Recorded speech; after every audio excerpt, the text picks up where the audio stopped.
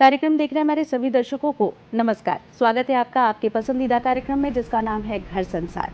घर संसार कार्यक्रम में अक्सर हम बातें करते हैं घर से, घर की जुड़ी हुई, घर के परिवार की, परिवार के सदस्यों की। आज परिवार के सदस्यों की जब हम बात कर रहे हैं तो कुछ एक ऐसे सदस्य की बात सामने आ रही है जिससे हमारा भविष्य जुड़ा हुआ है, क्योंकि नया साल है और नया साल जो है जब बहुत सारी खुशियाँ लेकर आता है तब एक छोटा सा तनाव भी लेकर आता है, और जो तनाव जो है वो परीक्षा का कहलाता है। और आने वाले कुछ दिनों में बोर्ड एग्ज़ाम्स आने वाले हैं, फाइनल एग्ज़ाम्स आने वाले हैं, तो सारे बच्चे जो हैं वो जूझ जाते हैं, मेहनत करने लग जाते हैं कि अब हमको हमारे भविष्य की तैयारी करनी है। ऐसे में बोर्ड एग्ज़ाम का जो तनाव है वो न सिर्फ बच्चे लेते हैं बल्कि उनके परिवार के सदस्य यानी माता पिता भी लेने लग जाते हैं। तो इसकी तैयारी कैसे की जाए, इससे कैसे निजात पाया जाए और इसे किस तरह से त्यौहार की तरह मनाया जाए, तो इस विषय पर बात करने के लिए आज हमारे स्टूडियो में मौजूद हैं दो एक्सपर्ट, रायपुर डीईओ हिमांशु भारती जी और शिक्षाविद आशुतोष त्रिपाठी जी। स्वागत है आपका हमारे कार्यक्रम में जी। क्योंकि परीक्षाओं की बात चल रही है और अब एक नया सत्र फिर से चालू होने वाला है, तो परीक्षा की बात यदि हम करें तो देखा जा रहा है, कुछ दिनों से सुनने में आ रहा है न्यू एजुकेशन पॉलिसी लागू हो गई है और अब परीक्षा का पैटर्न बदल गया है। तो क्या ये पैटर्न बदला है, किस तरह का बदला है और ये कितना लाभकारी है हमारे बच्चों के लिए? सबसे पहले आशुतोष जी आपसे जानना चाहेंगे। थैंक यू सुषमा और आप सभी को नमस्कार। जहाँ तक परीक्षा पैटर्न बदलने की बात है, सीबीएसई में इसमें कोई ख़ास बदलाव नहीं आया है जी। और राष्ट्रीय शिक्षा नीति सीबीएसई स्कूलों में और एग्ज़ाम्स में, बोर्ड एग्ज़ाम्स में काफ़ी दिन से दिनों दिन बढ़ती जा रही है उसका इम्प्लीमेंटेशन। और उसी तारतम्य में जो एक जो मेन बात है, जो चेंज है पुराने समय से, वो ये है कि 50% क्वेश्चंस कॉम्पिटेंसी बेस्ड क्वेश्चंस होंगे। यही एक मेजर डिफरेंस है पुराने एग्जाम्स और नए एग्जाम्स में। बट ये भी सन 23-24 से ही 50% इम्प्लीमेंट हो चुका है सीबीएसई में। तो इस बार कम से कम परीक्षा के एग्ज़ाम के जो पत्र हैं, परीक्षा पत्र हैं, उनमें कोई खास बदलाव नहीं दिखाई देगा, ये मैं बता सकता हूँ। 10वीं में जरूर कुछ बदलाव है जो कि एनईपी के हिसाब से फ्लेक्सिबिलिटी के लिए कुछ बदलाव है। जी हिमांशु जी, आप क्या बताना चाहेंगे हमारे दर्शकों को? निश्चित रूप से छत्तीसगढ़ माध्यमिक शिक्षा मंडल भी इसको फॉलो करता है। जी। राज्य में हमारा राज्य शैक्षणिक अनुसंधान प्रशिक्षण परिषद होता है जिसको हम एससीईआरटी के रूप में जानते हैं, जो एनसीईआरटी की को ही फॉलो करता है। राज्य की परिस्थितियों के हिसाब से पाठ्यक्रम चेंज किया जाता है। क्योंकि नई राष्ट्रीय शिक्षा नीति आई है, निश्चित रूप से उसका परिवर्तन इस पर भी देखने को मिल रहा है। अभी इसमें धीरे धीरे परिवर्तन की ओर हम बढ़ रहे हैं, अभी पूर्णतः नहीं हुआ है। हमारा टारगेट हम लेके चल रहे हैं कि 2030 तक हमारे छत्तीसगढ़ में ये इसके पूरी तरह से क्रियान्वित हो सके। जी, लाभकारी किस तरह से है ये बच्चों के लिए, आप कैसे देखते हैं आशुतोष जी? देखिए, नई शिक्षा नीति जो बनी है वो स्टूडेंट सेंट्रिक ही उसकी जो आत्मा है वो स्टूडेंट सेंट्रिक है। जी। तो जो चीज़ छात्राओं को ही दिमाग में रख के बनाई गई, उन्हीं के इर्द गिर्द बनी हो, तो वो उनके लिए तो बहुत ही लाभकारी है। एक जरूर बात मैं कह सकता हूँ, जो लाभ की बात करूँ, जो डायरेक्ट लाभ, जो फ्यूचर है वो अब बड़ा चैलेंजिंग आने वाला है। और उस फ्यूचर की तैयारी के लिए हमारे बच्चों को, चाहे वो उनके कौशल का विकास हो या प्रॉब्लम सॉल्विंग एटीट्यूड हो, इसको बढ़ाने की सोच के साथ ये नई शिक्षा नीति है। और ये ही सबसे खास बात है इस नीति की, जो हमारे बच्चों के लिए बहुत लाभकारी होगी। जी हिमांशु जी, जैसे देखा जा रहा है आप क्योंकि शिक्षा विभाग से ही हैं, तो क्या रणनीति तय की जानी चाहिए ताकि बच्चे जो हैं इसको आगे बढ़ा सकें और एकदम अच्छे से रिलैक्स मूड में अपना एग्ज़ाम दे सकें? बिल्कुल यही आवश्यकता है। जैसा कि हम सब जानते हैं कि पुरानी शिक्षा प्रणाली हमारी जो रही है वो एक रटंत शिक्षा प्रणाली रही है। अर्थात रट कर यदि हमने कॉपी में उत्तर लिख दिया तो नंबर आपको देना ही देना है, वो समझ कर लिखा गया उत्तर हो या फिर रट के लिखा गया, इसका आकलन नहीं हो पाता है। किंतु नई राष्ट्रीय शिक्षा नीति इस पर विशेष जोर दिया गया है कि कौशल आधारित प्रश्न पत्र हो, अर्थात बच्चों में स्किल डेवलप किया जाए। प्रायोगिक प्रोजेक्ट को नंबर्स ज़्यादा बढ़ाए गए हैं, अर्थात बच्चे को इस ढंग से बनाने का तैयार करना है ताकि वो बच्चा जो है रोजगार पाने वाला नहीं बल्कि रोजगार देने वाला बने। आशा है उसके अंदर इतना स्किल हो ताकि वो लोगों को रोजगार सके। नए आइडियाज़ समाज के बीच में से जो अभी लगातार तेजी से विज्ञान प्रौद्योगिकी का क्षेत्र बढ़ रहा है, जी विभिन्न विभिन्न क्षेत्रों में जो और भी अवसर हैं, जो एक घिसे पिटे रोजगार के अवसर होते थे उसको बहुत बृहद दायरा वो सोच सके, ऐसी हमारी पढ़ाई की आवश्यकता है। जी, ये रणनीति तो एक शिक्षा देने वाले की तरफ से हो गई। आशुतोष जी, आपसे जानना चाहेंगे कि बच्चों को क्या रणनीति अपनानी चाहिए परीक्षा को लेकर? देखिए, इसी का दूसरा हिस्सा है, समझ लीजिए जी, जो भारती जी ने कहा कि भाई, हिमांशु जी ने कि भाई देखिए, रटंत बात नहीं चलेगी। यानी मैं आपको एक प्रश्न के माध्यम से समझा सकता हूँ कि एक प्रश्न ऐसा है कि आपके आंख में कौन सा ग्लैंड है जो आंसू बनाता है, ये प्रश्न हो सकता है जिसको आप याद करके रख सकते हैं। जी। और एक दूसरा प्रश्न ये बनता है कि अचानक एक आशुतोष के आंख में कचरा पड़ गया तो उसकी आंखें फड़फड़ाने लगी, तो उसकी आंख से पानी गिरने लगा। क्या कारण होगा कि ऐसा हुआ होगा? कौन सी ऐसी ब्रेन की नर्व्स हैं जिसके कारण ये हुआ? तो ये जो एप्लीकेशन बेस्ड थिंकिंग है, जब आप बच्चा पढ़ाई करे तो अब प्रश्न केस स्टडी की तरह से आएंगे। जैसा मैंने बताया, एक केस है, ये ऐसा हुआ तो क्या हुआ होगा, इस पर विचार करने की सोच करने लगे। तरीका तो ऑब्वियसली एक बात है कि समझ, जब कंसेप्चुअल अंडरस्टैंडिंग अच्छी होगी तो हो जाएगा। और दूसरा, ऐसे इस तरह के प्रश्नों को देखें और इस तरह के प्रश्नों के बारे में सोचें। बच्चे जैसे जैसे ये ऐसा करेंगे, मुझे लगता है ये उनकी और रियल लाइफ सिनेरियो के क्वेश्चंस आने वाले हैं। जी। तो practical, application based, real life scenario, case study, इस तरह की सोच जब रखेंगे, उसी तरह से अपने जो पाठ्यक्रम है उसको देखें, अपने प्रश्नों को देखें, क्या पढ़ाया जा रहा है उसको उस तरह से सोचें, तैयार हैं वो पूरे। जी। शिक्षकों की यदि हम बात करें, क्योंकि ये तो बच्चे भी हो गए और जिन्होंने रणनीति तैयार की वो भी हो गए, शिक्षकों की यदि हम बात करें तो क्योंकि बहुत बदलाव आए हैं, है ना, और टीचर्स जो है एक पैटर्न में पढ़ाता चला आया था, अब उसके लिए भी कुछ नया सीखने को मिला। तो क्या इसकी ट्रेनिंग पहले से दी गई? हिमांशु जी, सबसे पहले आपसे जानना चाहेंगे। निश्चित रूप से टीचरों की ट्रेनिंग भी हम समानांतर रूप से चल रहे हैं। जैसा कि ब्लूप्रिंट्स के बेसिस पे हमारा जो कंटेंट्स है उसको कैसे प्रस्तुत करना है, हम प्रैक्टिकल पे जोर दे रहे हैं, प्रोजेक्ट्स पे जोर दे रहे हैं। जी। जैसा कि पहले केवल सीबीएसई पे होता था, अब सीजी पे भी हमने स्टार्ट कर दिया है कि मैथ की भी लैब होगी, सामाजिक शास्त्र की भी लैब होगी। ऐसा है कि जैसा सर ने कहा अभी कि हम प्रैक्टिकल पे जोर दे रहे हैं कि बच्चा कैसे सोचने के लिए मजबूर हो, ना कि रट कर यथावत लिख दे और नंबर उसको मिल जाए, या केवल यही प्रणाली ना हो। तो लगातार यदि वो प्रैक्टिकल पे जोर देगा, व्यवहारिकता पे जोर देगा, तो कहीं ना कहीं उसका एक सोच का दायरा बढ़ेगा। केवल कक्षा उन्नत करना उद्देश्य नहीं है। जी। आशुतोष जी, आपसे भी जानना चाहेंगे कि टीचर्स के लिए ये कितना चुनौतीपूर्ण रहा होगा? बहुत चुनौतीपूर्ण था, क्योंकि वो शिक्षक उसी सिस्टम से पढ़ के बाहर निकला है जिससे आप कह रहे हैं कि बच्चों को बाहर निकालना है, अलग करना है, तो उसके लिए बड़ा मुश्किल रहा। और इसीलिए इसी सोच को रखते हुए राष्ट्रीय शिक्षा नीति ने स्पेसिफाई किया है कि 50 घंटे हर साल हर टीचर को ट्रेनिंग करनी है। और उसमें जैसे सीबीएसई ने कहा है 25 घंटे सीबीएसई ट्रेनिंग कराए, 25 घंटे आप अपने मन से करिए, ऑनलाइन करिए, दीक्षा पोर्टल है उससे करिए। बहुत सारे सरकार ने बहुत सारे तरीके अपनाए हैं। SCRT में मुझे पता है कि लगातार शिक्षकों की ट्रेनिंग होती, तो शिक्षकों को अपने आप को तैयार करना होगा, क्योंकि वो जिस तरह से पढ़ के आगे बढ़े हैं उस तरह से बच्चों को आगे नहीं बढ़ाना है, एक नई सोच के साथ आगे बढ़ाना है, फ्यूचर के लिए तैयार करना है। हमको वैश्विक स्तर पर एक विश्व गुरु बन के जब 2047 में हम बात कर रहे हैं कि विश्व गुरु की तरह से हम उभर के सामने आए, तो हमें नोबेल प्राइज़ हमारे देश से निकालना है। आज वो नोबेल प्राइज़ 6वीं में, 7वीं में, 8वीं में छुपे पड़े हैं। शिक्षकों को वो कहते हैं ना कि श्री राम तो पैदा तब होंगे जब कौशल्या माता होंगी। सही बात है। तो वैसी हमारी माताएं, शिक्षक जो शिक्षिकाएं हैं, पढ़ी हैं क्लासेस में और तैयार कर रही हैं वो बिल्कुल आगे। हम भी एज ए इंस्टीट्यूशंस उसके लिए तैयार हैं। मतलब कुल मिला के बच्चे भी पढ़ रहे हैं और टीचर्स भी पढ़ रहे हैं।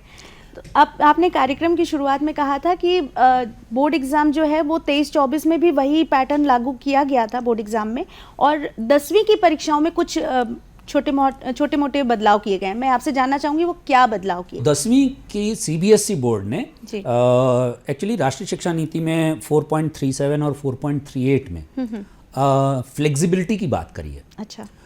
कि एग्ज़ाम में फ्लेक्सिबिलिटी होनी चाहिए, एग्ज़ाम कोई स्ट्रेस नहीं होना चाहिए, है ना, एग्ज़ाम एक सेलिब्रेशन होना चाहिए, उत्सव होना चाहिए जी। तो और सिंगल एग्ज़ाम से दूर चले हम।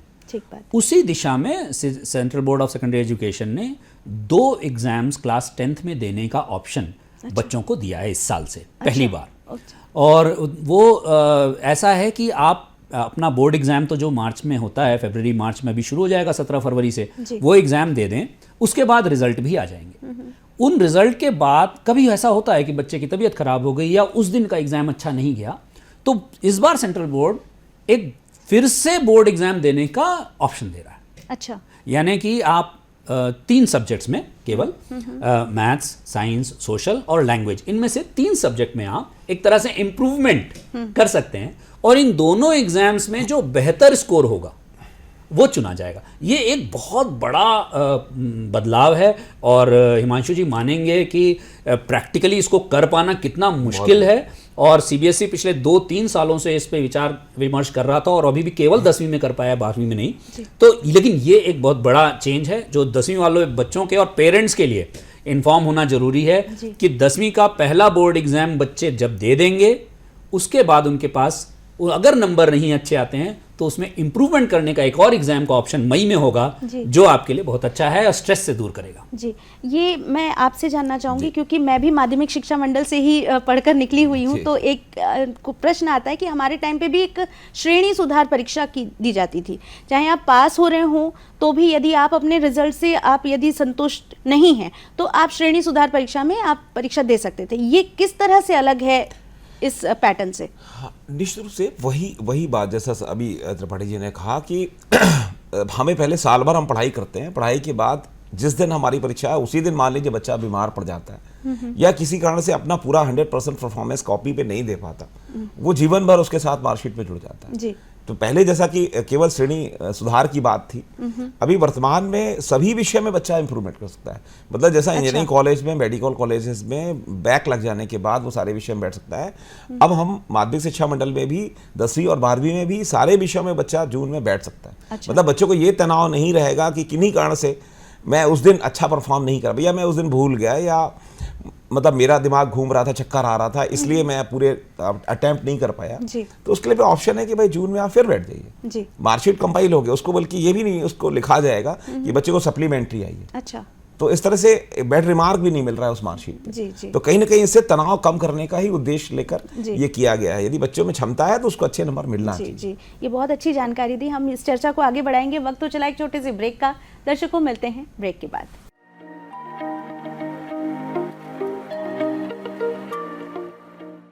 एक जमाने से कहानी है सुना रही आकाशवाणी, फिर आया एंटरटेनमेंट का रेवोल्यूशन, जब कोने कोने पहुंचा दूरदर्शन। कहानी नहीं बदली, स्टाइल गया है बदल। जो कहानियां हम सुनते आए, देखते आए, अब वही वैसी ही कहानी सुनाएगा digital. Download Waves OTT app now and watch for free.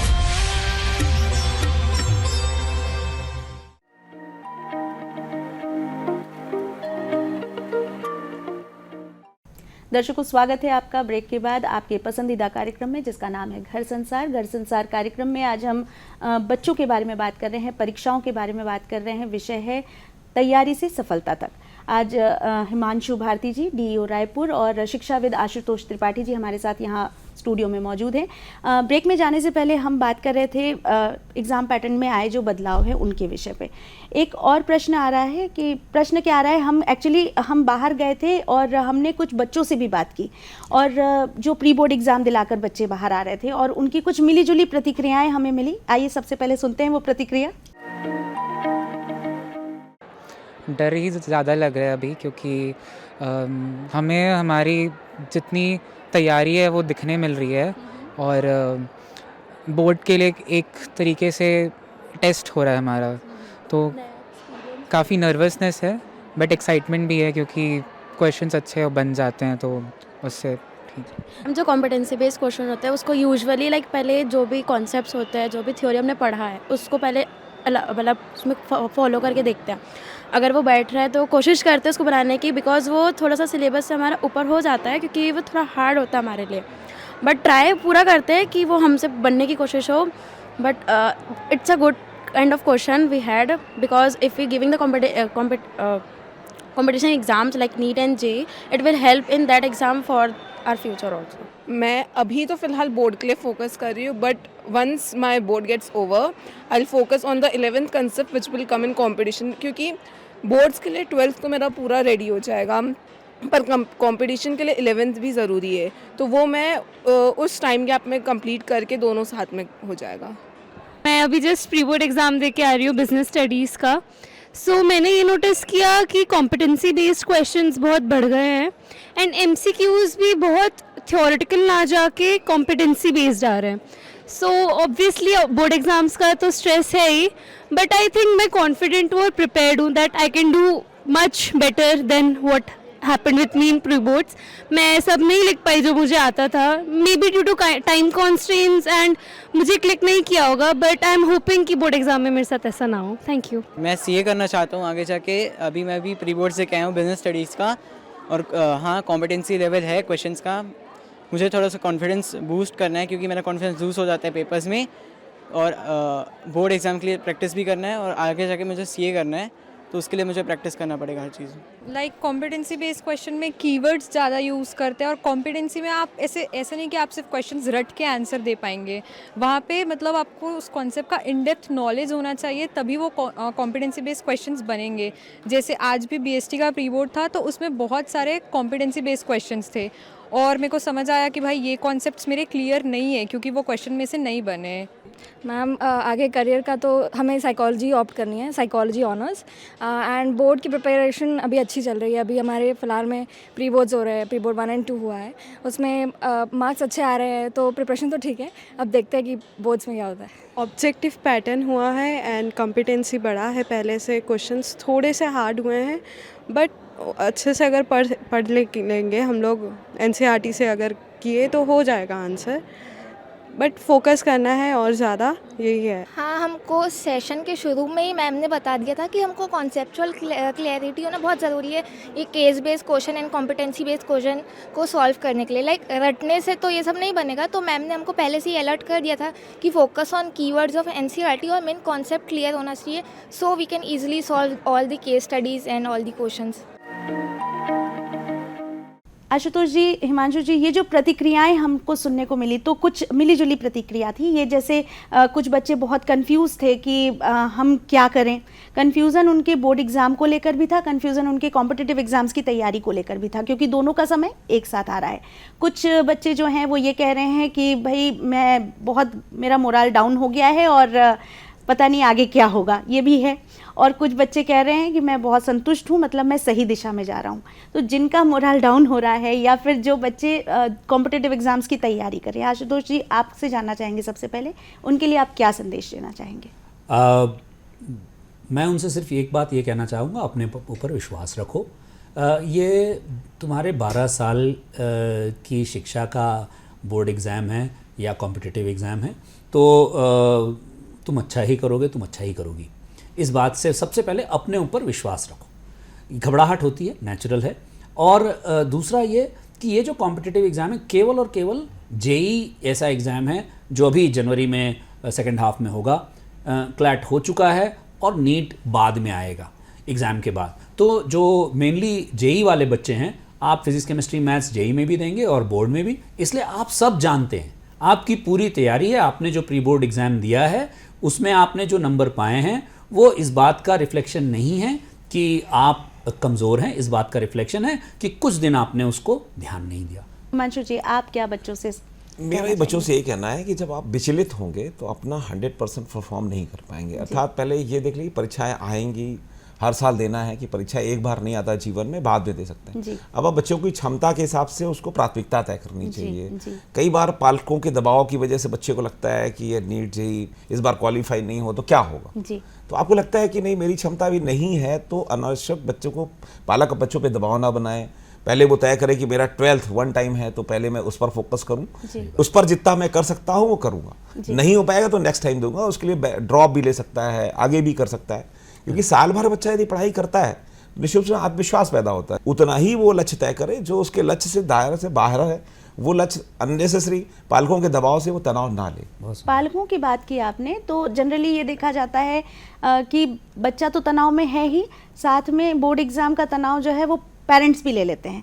तो ऐसे में पेरेंट्स, क्योंकि नया पैटर्न है, बच्चों को जितनी जानकारी उतनी जानकारी तो पेरेंट्स को भी नहीं है, ऐसे में तनाव और उनको थोड़ा सा घेर लेता है। तो आप क्या सुझाव देना चाहेंगे पेरेंट्स को सर? मैंने जैसा पहले आपको कहा और सर ने बहुत अच्छी बात कही कि पेरेंट्स के बारे में कहा कि पेरेंट्स प्रेशर ना क्रिएट करें। पहली बात, 12वीं में ये पैटर्न नया नहीं है, पिछले 2-3 सालों से CBSE में आ रहा है। केवल अगर प्रैक्टिस पेपर्स और पिछले साल के पेपर्स देख लेंगे तो कंफर्टेबल हो जाएंगे जी। पेरेंट्स आउटकम के ऊपर प्रेशर ना डालें। पेरेंट्स अगर कुछ करना है तो प्रोसेस क्या है उस पर देखें। बच्चा सुबह सही समय से उठ जाए, उसको खाना पीना सही से मिले, उसका सोना सही समय पर हो जाए। पेरेंट्स को केवल इतनी चिंता करनी है, नंबरों की चिंता नहीं करनी है। उसको सर्दी ना लग जाए, वो बिना हेलमेट पहने गाड़ी न निकल ले जाए, इस बात की चिंता करें। उसके स्वास्थ्य की, उसकी सेफ्टी की, उसकी चिंता करें। बाकी और उसको, वो तो वैसे ही स्ट्रेस में है, आप अपने स्ट्रेस को उस पर न डालें और बड़े आराम से ये परीक्षाएं पार हो जाएंगी। और जैसा बहुत अच्छी बात सर ने कही कि बोर्ड एग्जाम एक ही बार आएगा, कॉम्पिटिटिव एग्जाम के लिए फिर तुम्हारे पास चांस है। अपने कैलिबर को जानो, बच्चों को आप पूछ के और उन्हें कंफर्ट दे दीजिए, अपने स्ट्रेस से कंफर्ट दे दीजिए कि नहीं बेटा, अगर तुम्हें लगता है कि ये तुम्हारे लिए ज़्यादा है मत करो, अगली बार देंगे, बोर्ड पे फोकस करो, दैट्स ऑल। जी। हिमांशु जी, आपसे जानना चाहेंगे कि चेकिंग पैटर्न की यदि हम बात करें, मार्किंग सिस्टम की यदि हम बात करें, तो ये क्या इसमें भी बदलाव आया है? निश्चित रूप से पहले तो क्वेश्चंस के, जैसे मैंने आपसे कहा कि क्वेश्चन के पैटर्न्स पे चेंजेस आए हैं कि अब बड़ा आसान कर दिया है कि ब्लूप्रिंट्स बनाए गए हैं जी। मतलब हर यूनिट से बच्चों को पहले से पता होता है कि इसमें 1 नंबर कितने क्वेश्चन आने वाले हैं, 2 नंबर कितने आने वाले हैं।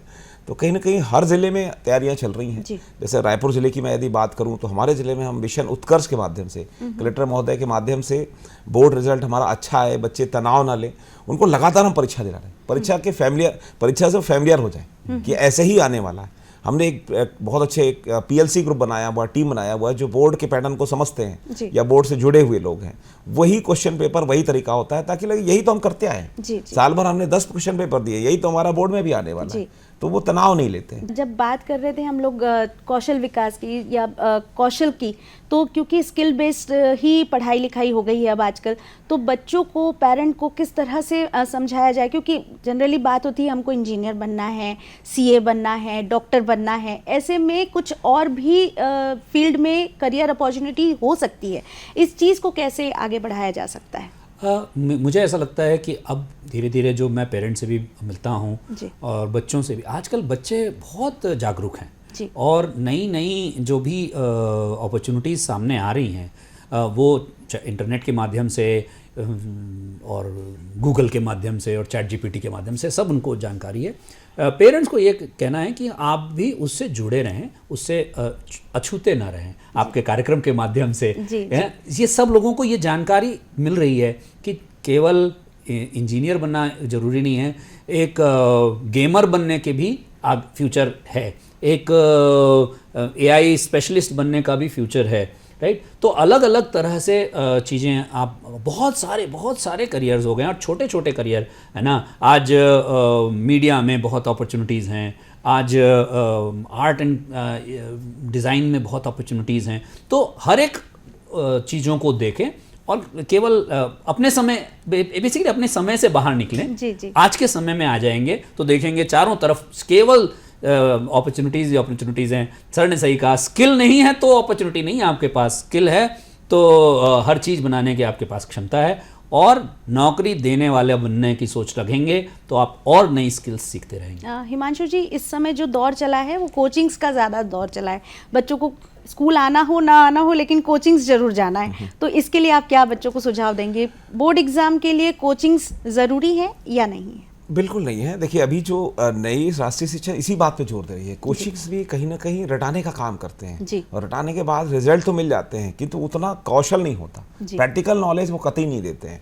तो मेरा हमेशा मानना है कि शिक्षा का मतलब है बच्चे के अंतर्निहित जो शक्तियां हैं, अंतर्निहित उनके चीजें हैं, उसको निकालना, उभारना है, जो नई राष्ट्रीय शिक्षा नीति में विशेष रूप से जोर दिया गया। बच्चे के जो रुचि का क्षेत्र है उस पर ही उसको कैरियर बनाने चाहिए, जो उसका पैशन है उसी को प्रोफेशन बनाना चाहिए। यदि जब ये सब बच्चा करने लग जाएगा और पालक ये समझ लेगा कि इस क्षेत्र में करेगा, हर चीज में अवसर है, केवल हम घिसा पिटा नहीं, हमें समाज उपयोगी बच्चा बनाना है। मैं हमेशा मानता हूं कि हमारे को एक अच्छा इंसान बनाना है, नहीं तो हम केवल एक अपना ही जीवन, अपने परिवार का पालन पोषण करते रह जाएंगे, समाज के लिए उपयोगी नहीं होगा, और जैसे भारत विश्व गुरु है वो कतई सपना ही रह जाएगा। जी बहुत कम समय बचा है, बहुत थोड़े से शब्दों में आपसे जानना चाहूँगी, NCF क्या है?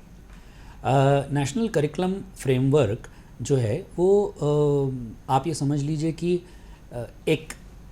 एक सिंगल डॉक्यूमेंट है जिसमें यह बात निहित की गई है कि एक ग्रेड वाइज, क्लास या स्टेज वाइज बच्चों में कौन सी कॉम्पिटेंसीज, कौन से कौशल आ जाने चाहिए। बहुत अच्छा डॉक्यूमेंट है, सभी टीचर्स को जो आपका कार्यक्रम सुन रहे हैं और पेरेंट्स को भी ये जानना चाहिए कि आखिर दूसरी क्लास तक मेरे बच्चे में क्या क्या कौशल होने चाहिए, 5वीं क्लास तक मेरे बच्चे में क्या क्या कौशल होने चाहिए। ये NCF डॉक्यूमेंट में है जो राष्ट्रीय शिक्षा नीति में निकाला गया है और पब्लिकली अवेलेबल है, तो जरूर उसको देखें। और हर स्टेज में इसके अंत तक क्या मुझे आना चाहिए, इस बात का एक कंपाइलेशन है, सब्जेक्ट वाइज है, और क्या कौन से कौशल, कौन सा एप्लीकेशन में जान जाऊं, ये बात है, हर बच्चे को जानना चाहिए, ऐसा मेरा मानना है। ये बहुत इंपॉर्टेंट डॉक्यूमेंट है। बोर्ड एग्जाम की तैयारियों को लेकर हमने कुछ शिक्षकों से भी बात की, उनकी भी प्रतिक्रिया हम सुन लेते हैं एक बार। देखिए, बोर्ड एग्ज़ाम की तैयारी और कॉम्पिटिटिव एग्ज़ाम की तैयारी में एक बेसिक डिफरेंस ये रहता है कि बोर्ड एग्ज़ाम में थ्योरेटिकल नॉलेज ज़्यादा होता है, सब्जेक्ट की डीप स्टडी उसमें लगती है और थ्योरी पोर्शंस ज़्यादा रहते हैं। लेकिन कॉम्पिटिटिव एग्ज़ाम में ये सारी चीज़ें प्रैक्टिकल एस्पेक्ट पे ज़्यादा होती है, MCQ पैटर्न पे ज़्यादा होती है। तो बच्चों को क्विकली क्वेश्चन सॉल्व करना और क्विकली उसके आंसर निकालना, ये कॉम्पिटिटिव के लिए करना पड़ता है। बोर्ड एग्ज़ाम के लिए इनको थ्योरेटिकली जाना होगा और डीप नॉलेज लेना होगा। मैम, सबसे ज़रूरी चीज़ है कि सोने और खाने का ध्यान रखा जाए। जितना अच्छी आपकी नींद होगी, आपकी लर्निंग उतनी बेटर होगी। साथ में अच्छी डाइट होना बहुत ज़रूरी है। इसके अलावा एक प्रॉपर स्केड्यूल को फॉलो करने की कोशिश करना चाहिए। अपने ऊपर ज़्यादा प्रेशर ना देके फ्लेक्सिबल स्केड्यूलिंग करना चाहिए।